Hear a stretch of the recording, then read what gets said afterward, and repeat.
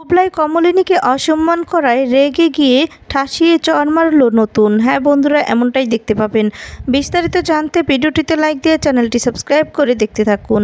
গল্পের শুরুতেই দেখা যাবে মিটি ওর বন্ধুদের সাথে ক্যান্টিনে যায় দেখা করতে। আর তখন মিটিকে এক বন্ধু বলতে থাকে, কী রে মিটি, তোর কি শরীর খারাপ নাকি মন খারাপ? তুই এভাবে চুপচাপ আসিস, মানে কোনো রকম কিছু বলছিস না। তখন মিটি বলে যে না না, আমি ঠিক আছি, কেন মন খারাপ থাকবে বল। তখন ওর বন্ধুরা বলে যে তোর বিদেশ যাওয়ার কী খবর? মিটি তখন বলে চেষ্টা করছি, দেখি, দরকার হলে তার আগে একটা চাকরি খুঁজে নিব, চাকরির জন্য অ্যাপ্লাই করব, চাকরিটা হয়ে গেলেই তো খুব ভালো, তারপর না হয় বিদেশ যাওয়ার জন্য চেষ্টা করব।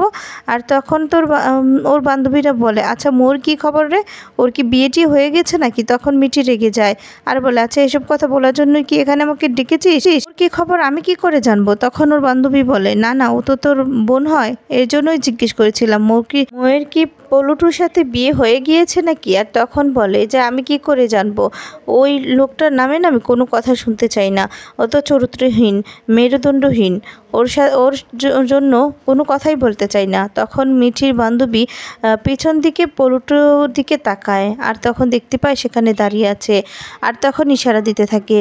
এরপর দেখা যাবে এখন মিঠি বলে তোরা প্ল্যান করে এখানে এনেছিস তাই না? আর তখন তার বন্ধুরা বলে না না, এখানে যে পলুটু আসবে সেটা তো আমরা জানি না। তখন পলুটু বলে কী রে, আমরা তো একসঙ্গে পড়াশোনা করেছি, আমরা তো সবাই ভালো বন্ধু ছিলাম তাই না? এখন হঠাৎ করে আমাকে দেখে তোরা মুখ গোমরা করে আছিস কেন? আর তখন মিঠির বান্ধবীরা বলে যে দেখ, তোর ব্যাপারে না আমাদের অন্যরকম একটা ধারণা ছিল, কিন্তু তুই যে এত তাড়াতাড়ি পাল্টে যাবি সেটা আমরা বুঝতে পারিনি। তখন পলুটু এগিয়ে এসে তখন বলে আচ্ছা, আমরা তো একসঙ্গে পড়াশোনা করেছি, তাছাড়া আজকে আমার লাইভে একটা কাজ ছিল সেই জন্য এসেছি। আর তখন এই কথা শুনে মিঠির বান্ধবীরা বলে তাই নাকি, আমরা না তুই জানতাম না, যদি তুই আসবি জানলে আসতাম না। তখন দেখা যাবে পলুটু বলতে থাকে মিটিকে যে আচ্ছা মিটি, আমাকে নিয়ে কথা হচ্ছিল শুনলাম। তখন বলে তোকে নিয়ে না কথা বলার কোনো ইচ্ছেই আমার নেই। আর তখন মিটির বান্ধবীরা বলে দেখ পলুটু, তুই যেটা করেছিস সেটা কিন্তু একদম খারাপ কাজ করেছিস, তুই ওর কাজিনের সাথে প্রেমের সম্পর্ক করেছিস, সেটা জানতে পেরে তোর সাথে সম্পর্ক রাখবে বলতো? মেরুদণ্ডহীন ছাড়া তোকে আর কি বলবে বল। আর তখন পলুটু বলে দেখ, তোরা ভুল ভাবছিস, আসলে মোর জন্য কোনোদিন কোনো সম্পর্ক ছিল না, নেইও। আর কিন্তু সেটা আমি কোনোদিনও বুঝতে পারিনি যে মিঠি আমাকে অযথা ভুল বুঝেছে। মিঠি তখন বলে শোন, তোর সঙ্গে আমি কোনো কথা বলতে চাই না, তোকে না আমি কোনো ভুল বুঝতেও চাই না, তোর সঙ্গে আমার কোনো রকম কোনো সম্পর্ক নেই, আমি এই ইউনিভার্সিটির জীবনটাই ভুলতে চাই। আর তখন পলুটু বলে কেন, তোর সঙ্গে তোমার নার্সারি থেকে সম্পর্ক পরিচয়। মিঠি তখন বলে সেটা হলেও এই ইউনিভার্সিটিতে সম্পর্কটা আমাদের একটু এগিয়েছিল আর অন্যরকম এগিয়েছিল, আর এখানেই সম্পর্কটা ভেঙে গিয়েছে। তারপর মিঠির বান্ধবী বলে দেখ পলুটু, তোর থেকে কিন্তু এটা আমরা আশা করিনি, আমরা তোকে নিয়ে কিন্তু অনেক গর্ব করতাম যে তুই অনেক ভালো, কিন্তু তুই যে এমন একটা কাজ করবি সেটা সত্যিই ভাবতে পারিনি। তখন পলুটু বলে যে তোদেরকে আর কতবার বোঝাবো যে আমি চিট করিনি, আমাকে মিঠি ভুল বুঝেছে, আমাকে মিঠি বুঝতে পারিনি, আমাদের সম্পর্কটা নষ্ট করে দিয়েছে। মিঠি তখন বলে আচ্ছা তুই এখনও দাঁড়িয়ে দাঁড়িয়ে এই সমস্ত কথা বলবি, তুই এখানে আসবি জানলে আমি কখনো এখানে আসতাম না। শোন, তোর সঙ্গে না এই নিয়ে আমার কোনো কথা বলার নেই, তুই আসলে একটা ব্যক্তিত্বহীন ছেলে, তোর কোনো ব্যক্তিত্বই নেই। আর তখন এই কথাতে পলুটুর মন খারাপ হয়ে যায় আর পলুটু তখন মন খারাপ করে বলতে থাকে মিঠি, তুই আমার উপর রেগে আছিস তা আমি জানি, কিন্তু বিশ্বাস কর আমার সাথে মোর সঙ্গে কোনো সম্পর্ক নেই। আর তখন মিঠি বলে এই কথাগুলো না আমি শুনতে চাই না। মিঠির বান্ধবীরা তখন বলে শোন পলুটু, তুই যেটা করেছিস না তাতে না তোকে ব্যক্তিত্বহীনই মনে হয়, না হলে তুই এরকম একটা কাজ করতে পারতি না, মিঠির সঙ্গে সম্পর্ক রেখে আবার মোর সঙ্গে কি করে জড়ালি? আর তোকে তো ওর সঙ্গে দেখা যায় না, মোর সঙ্গে তো দেখা হয়, তখন মানে সবসময় দেখি যে তোর সঙ্গে মৌ আটার মতো একদম লেগে থাকে, তখন তো কিছু বলতে পারিস না। আর তখন পলুটু নিজের বন্ধুকে ডেকে তখন বলে এটা আমার বন্ধু বিদেশে থাকে। আর মিঠিকে তখন বলে আসলে আমার কাছে না পল্টু অনেক গল্প করতো আর তোমার কথা বলতো, এখানে আসলে তোমার সাথে দেখা করাবে। মিটি তখন বলে কেন, তোমার কাছে মোর কথা বলেনি। আর তখন বলে যে মৌ তো ওর বন্ধু। মিটির বন্ধু বলতে থাকে যে মোর সাথে তো প্রেম করেছে আর মিটির সাথে চিট করেছে। তখনই দেখা যাবে পল্টুর বন্ধু বলে, দেখো আমার বন্ধুকে আমি চিনি, আমি ওকে খুব ভালোবাসি, তোমরা ওকে ভুল বুঝছো, এরকম একটা কাজ ও কোনোদিনও করতে পারে না। তখন পল্টু বলে, দেখ তোরা না আমাকে ভুল ভাবছিস, শুধু শুধু অযথা অবিশ্বাস করিস না, ভুল ভাবিস না, বিশ্বাস কর আমার কথাটা, তোরা বিশ্বাস কর। তখন মিঠি বলে যে শোন, তোর কথা না বিশ্বাস করা আমার পক্ষে কোনো ইচ্ছে নেই, যা করার তো করেই ফেলেছিস, এখন আর বিশ্বাস করা তো কিছু নেই। এই বলে মিঠি সেখান থেকে চলে যায়। আর তারপর দেখা যাবে এদিকে কমলিনী নতুনের সাথে দেখা করে বাড়িতে চলে আসে। চন্দ্র কমলিনীকে আটকায় আর বলে, কমলিনী তুমি এত রাত করে কোথা থেকে এসেছো তুমি? আর তখন বলে, কেন তুমি কি আশা করছো যে তোমার কাছে কোনো রকম কোনো কৈফিয়ত দিব না? তুমি এত কিছু করার পরও তুমি কি করে ভাবো যে তোমার কাছে কোনো রকম কোনো কৈফিয়ত দিব? আমি যা খুশি তাই করব, আমার যেখানে যাওয়ার দরকার আমি যাব না? তখন এই কথা শুনে অবাক হয়ে যায় সবাই। তারপর দেখা যাবে ঠাম্মি বলে ওঠে, শোনো বৌমা, আমার ছেলের সঙ্গে তুমি এভাবে কথা বলতে পারো না, আমার ছেলে কিছুই করেনি, অযথা আমার ছেলেকে তুমি কেন দোষারোপ করছো বলো তো? কেন করছো এরকম? আর শোনো, এখনই বলে, শোনো আমরা ভালো মানুষ বলে তোমাকে এই বাড়িতে থাকতে দিয়েছি। তখন কুর্চি, বাবিন সবাই চলে আসে সেখানে। আর কুর্চি তখন বলে, মা তুমি কি চুপ করবে?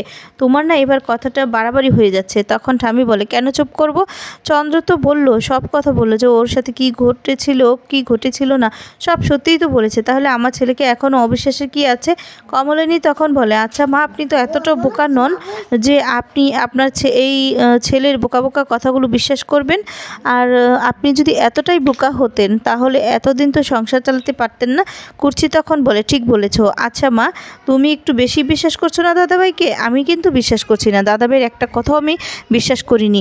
তখনই চন্দ্র বলে, আচ্ছা কুর্চি, যার জীবনে এই ঘটনাটা ঘটে সেই একমাত্র বুঝতে পারে। তখন বাবিন বলে, কেন বাবা, এই 20 বছর তো তোমার কিছুই মনে ছিল না, তাহলে তুমি ঘটনাগুলো পরপর সাজিয়ে কি করে বলছো? তোমার তো কিছু মনে থাকার কথা নয়, তুমি তো অসুস্থ ছিলে, তাহলে এই কথাগুলো তুমি কি করে বলছো?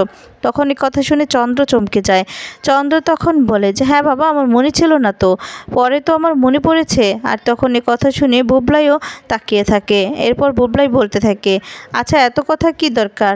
তুমি আমাদের বাবা, ব্যাস আমাদের বাবাই থাকবে। আর আমি তোমাকে বিশ্বাস করি বাবা, তুমি না আমাদের ছেড়ে কোথাও যাবে না তুমি, তোমাকে আর আমরা হারাতে চাই না, এই নিয়ে আর কোনো কথা হবে না।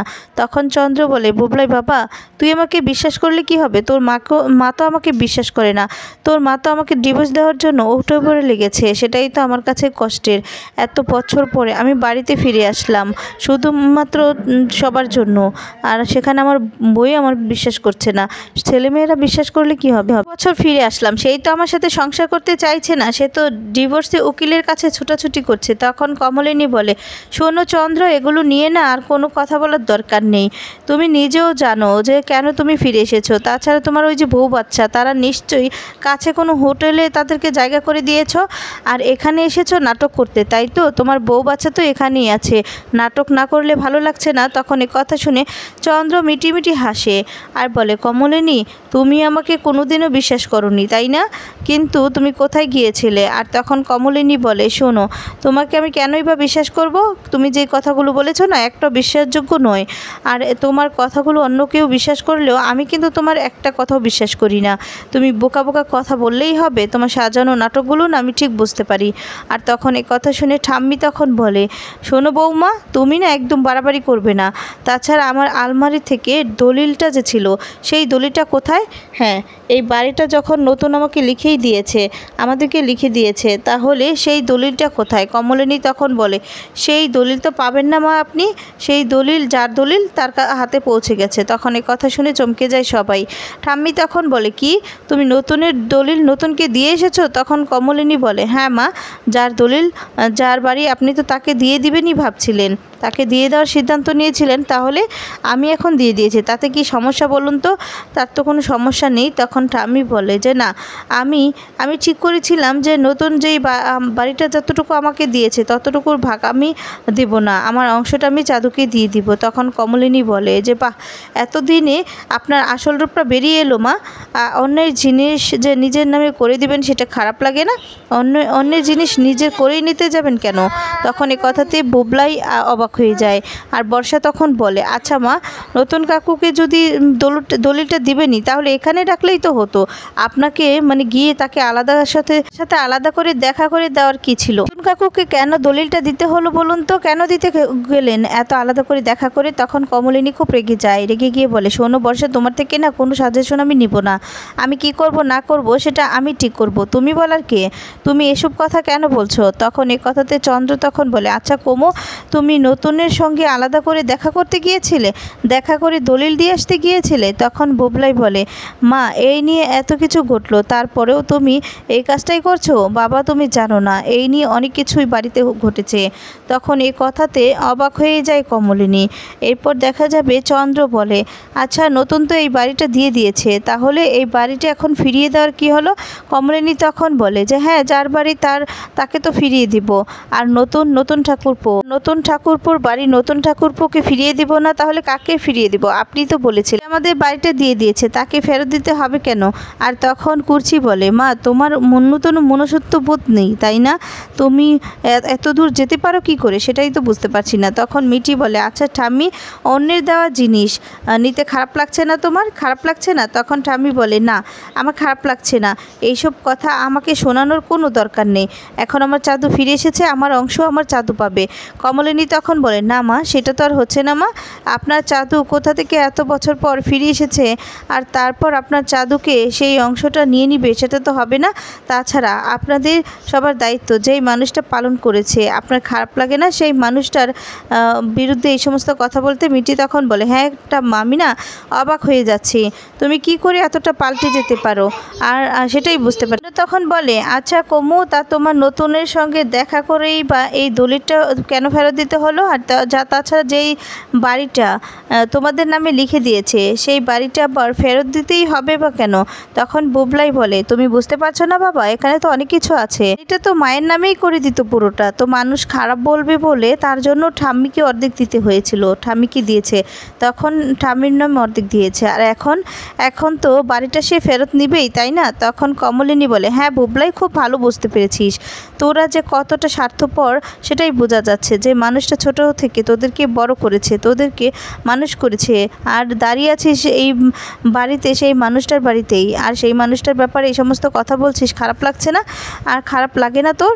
আর তখন বুবলাই বলে, কেন খারাপ লাগবে মা, কেন খারাপ লাগবে? এই বাড়িতে মানে এই বাড়ি থেকে কি উচ্ছেদ করব? নতুন কাকু আসুক না, নতুন কাকু আসুক উচ্ছেদ করতে, তখন আমিও দেখে নিব যে কি করে উচ্ছেদ করে। ছোটোবেলা থেকে এই বাড়িতে বড় হয়েছি, এই বাড়িতে মানে আমাদের কিছুতেই উচ্ছেদ করতে পারবে না। কমলিনী তখন হেসে দেয় আর বলে, এই তো আসল রূপটা বেরিয়ে এসেছে, আমরাও তো ভাবি যে তুই এরকম কি করে হলি, তাহলে বাবির নিজের বুঝতে পারলো, কিন্তু তুই বুঝতে পারিসনি, মিঠিও বুঝতে পেরেছে, আসলে তোর বাবার শরীরে মানে তোর বাবার রক্ত বইছে তো তোর শরীরে, তুই এর জন্যই বুঝতে পারিসনি। আর যেই মানুষটা ছোট থেকে কষ্ট করে তোদেরকে মানুষ করেছে, এই বাড়িটা কিনিয়ে দিয়েছে, আর সেই মানুষটা সম্পর্কে এই সমস্ত বলতে খারাপ লাগে না? তখন মিঠিল আর নতুন সেখানে চলে আসে। মিঠিল তখন বলে, নতুন কাকিমা, আসলে নতুন কাকুর সাথে দেখা হয়েছিল রাস্তায়, তার জন্য আমি নিয়ে এসেছিলাম। তখন দেখা যায় চন্দ্র নতুনকে বলে, আচ্ছা নতুন, তোর খারাপ লাগছে না যে বাড়িটা তুই ওদের নামে লিখে দিয়েছিলি, সেই বাড়িটা আবার তুই ফেরত নিয়ে নিলি, সেই বাড়ির দলিলটাও নিয়ে নিলি কমলিনী থেকে? আর তখন নতুন বলে, ভাগ্যিস নিয়েছিলাম, না হলে তো নিতেও পারতাম না। তখন এই কথা শুনে চন্দ্র চমকে যায় আর বলে, মানে কি বলছিস তুই? তখন নতুন বলে, হ্যাঁ, তুই যা কীর্তি করে বেরিয়েছিস, আর কি বলবো, যা করে বেরিয়েছিস তার তো কোনো তুলনাই হয় না, তাই আমার বাড়ি আমি কি করব না করব সেটা তো আমি বেছে নিব। তখন এই কথাতে বুবলাই রেগে যায়, রেগে গিয়ে বলে, কেন নতুন কাকু, এতদিন এই বাড়িটা কিনে দিয়েছিল আমার মায়ের জন্য, আমার মাকে পাবে বলে, এখন বাড়িটা কিনে নিচ্ছ, এখন আমার মাকেও কেড়ে নিবে, তাই তো এটাই আশা তোমার, তাই তো এটাই তো চাইছো তুমি, বলো তুমি এটাই চাইছো? আর তখন এই কথাগুলো নতুন বুবলাইয়ের মুখে শুনে প্রচণ্ড রেগে যায়, আর তখন বলে, উত্তর চাই তো, উত্তর না, উত্তর চাই? তখন বুবলাই বলে হ্যাঁ উত্তর দাও। নতুন তখন রেগে যায়, রেগে গিয়ে ইচ্ছে মতো বুবলাইকে থাপ্পড় দেয় আর চর মারে। তখন তো যা দেখে সবাই চমকে যায়। আর তখন বর্ষা এসে থামিয়ে নেয় আর নতুনকে খায় আর বুবলাইকে বলে নতুন কাকু এসব আপনি কি করছেন? তখন নতুন বলে ওর তো উত্তর চাই না, উত্তর দিচ্ছি। তখন সবাই অবাক হয়ে যায়। তো বন্ধুরা, আজকের ভিডিওটি তোমাদের কেমন লেগেছে কমেন্টস করে তোমাদের মতামতগুলো জানিয়ে দাও। ধন্যবাদ।